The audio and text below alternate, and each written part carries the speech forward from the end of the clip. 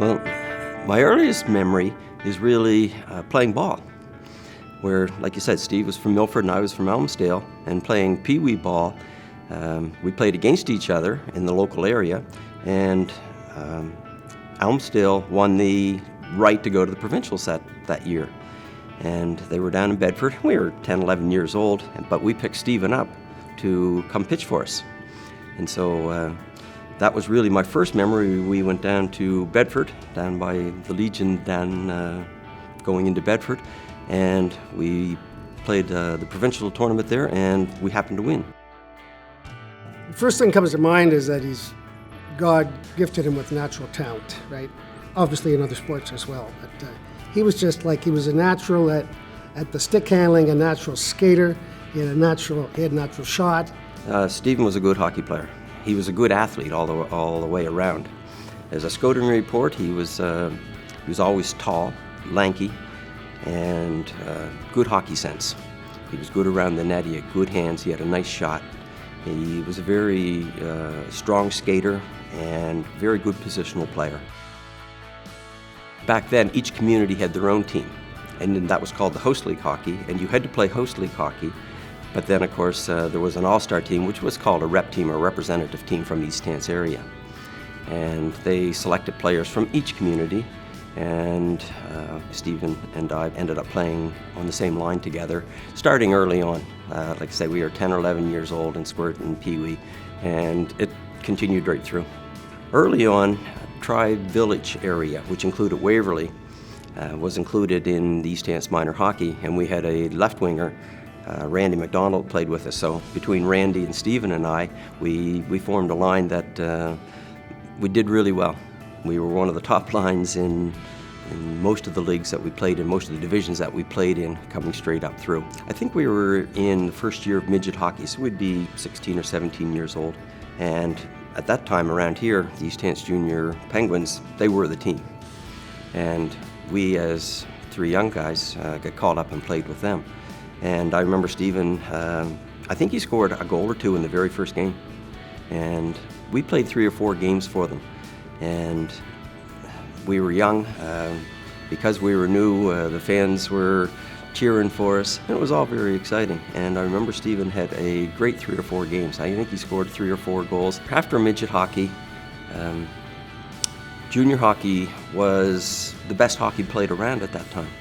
And Stephen went to Cole Harbour, and I went to the Truro Bearcats. And so that really was the end of our playing together. Of course, you saw him play a lot. We played against each other at that point. But I know he had a great junior career there as well. I followed Steve Nelson mostly during the 1978-79, 1979-80 seasons. First of all, Steve, he was a big presence on the ice. He came in those days, he would weigh pretty close to 190, 185, 190, around 6 feet. And he was a big guy out there. You'd notice him. He was probably one of the better junior hockey players in Nova Scotia at the time. But in the 79-80 playoffs, he led the scoring of the league, and he was also named the league's MVP in the playoffs.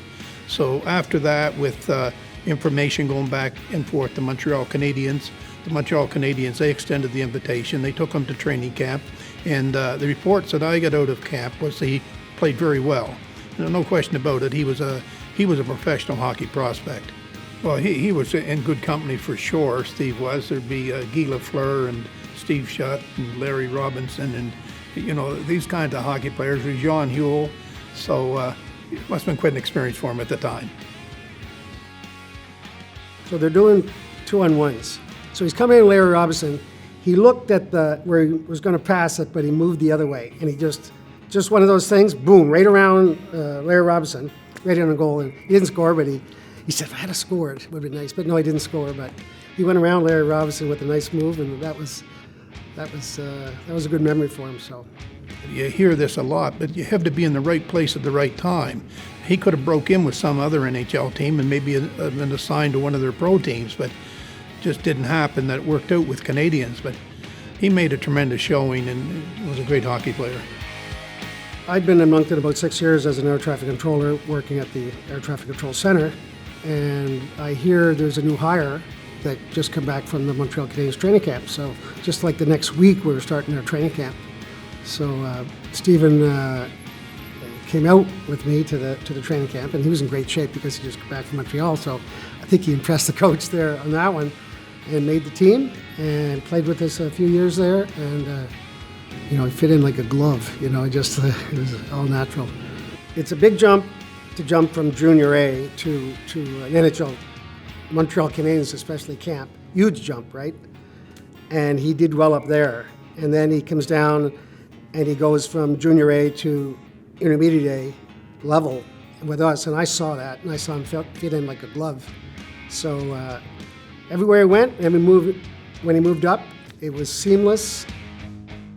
We won the New Brunswick Championship that second year Steve was with us, and went on to Georgetown in the Canadian semifinals against Georgetown. We lost up there, unfortunately, but it was a good experience, and Steve was one of our leaders. We're playing Newfoundland Shamrocks, and we beat them 11-2, and Steve had 3 goals, 3 assists. So that was one of his great games, and you always remember those. Important thing about Steve that I'd like to mention, he was a real team player. He was known as a team player. He was a team man. That's important. Steve was a good teammate, okay? And if you know Steve, which I know you do, he's a humble guy. He's just a nice guy. Everybody liked him, right? So we got along great. He got along with everybody.